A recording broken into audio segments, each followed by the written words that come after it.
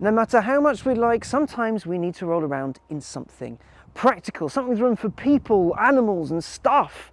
It can't be all supercars all the time, especially as today when I've got to take this to the tip, which rather rules out this mighty fine Z4M Coupe. I need a boot, so it's time to take a family wagon. But today's family wagon, it's not a 2-litre diesel. No sir.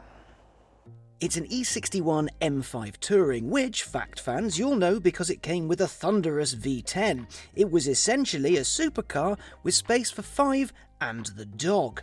Speaking of space, the boot is the same as the more workaday E61, which means with the seats up you get 500 litres of space back here, but fold them down and you get up to 1650 litres, but that works on a 60-40 split, so you can have something quite big and still have a passenger in the rear, which is nice.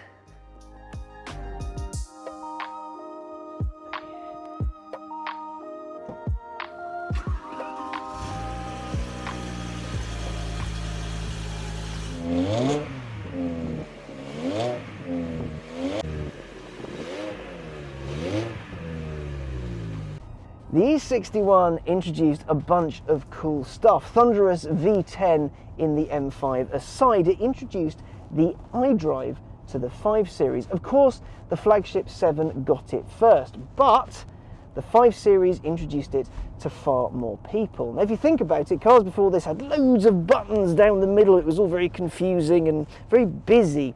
This took a load of those functions away and put them in this tiny dial and in that dinky little screen.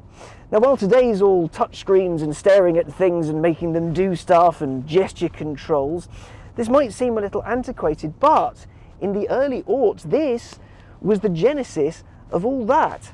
Oh, and I've got a heads-up display in here. That's pretty cool. There's plenty more going on in the cabin. Cubby holes for your daily carry stuff, lots of space to stretch out, and some pretty cosseting seats too. The E61 and its E60 saloon brother were exec expresses, designed to make life on the road as easy and comfy as possible. It was a car to drive sensibly as a family wagon, ignoring the V10 up front, because that's not what this bit's about. It's surprisingly smooth. It's very smooth. Yeah, it's got quite stiff suspension, but it's not as savage as you would expect it to be. It can be a little rough, but really on roads like we're on now, little sort of suburban-y bits, it's absolutely fine.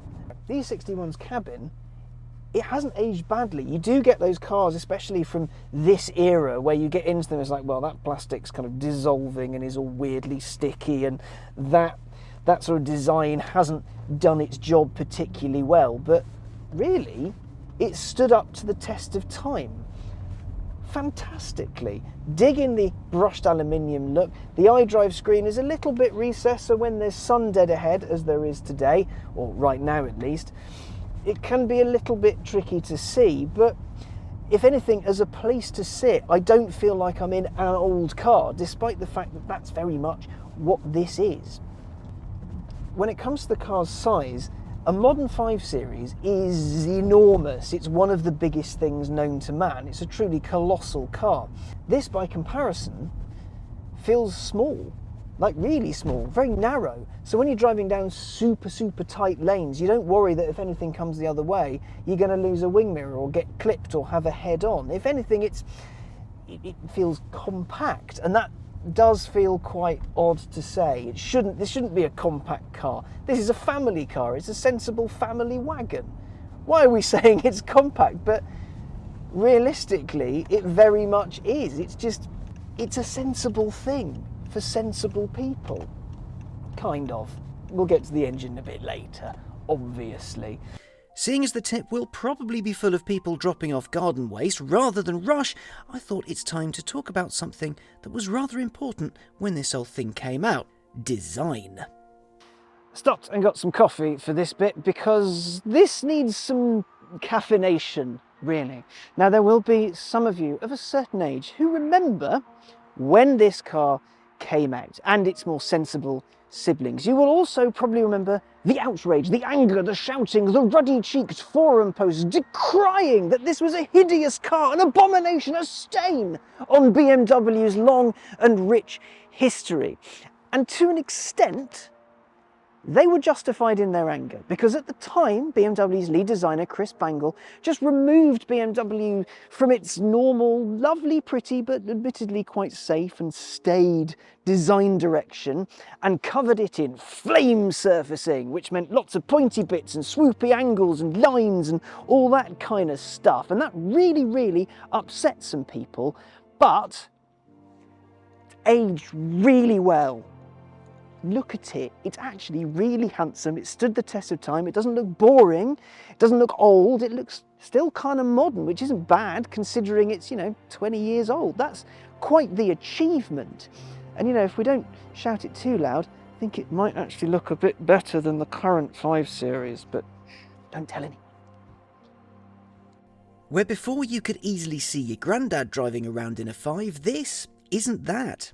It's pointy and exciting and all modern. Of course, the M5 gets 4 exhausts and the famous M flanks and a body kit to up its aggression, but even without all that, it cuts a pretty fine figure. And that's not something I thought I'd be saying 15 years ago. Also, with all the hubbub about its design being the worst thing in the world back then and it turning out okay, the current BMW Sitch might end up feeling a little familiar. Maybe. Running a little low on time because I'm an idiot, so what we do is we press the power button and then we press the up button on the gearbox, so that's more ferocious. We'll leave the DSC as is. You can make the ride a little stiffer, but I like it smoother. And then we pull down on that paddle and then we go V10.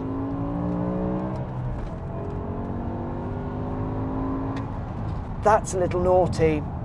That's a lot naughty.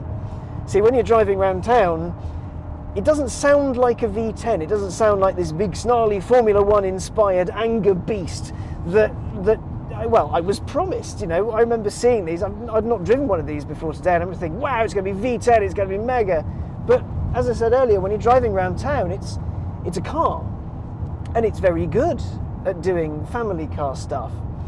But because it's naturally aspirated, none of it's sort of piped in or anything like that. So you let it go down a little bit, and you tickle it, and all of a sudden 10 cylinders just start screaming at you.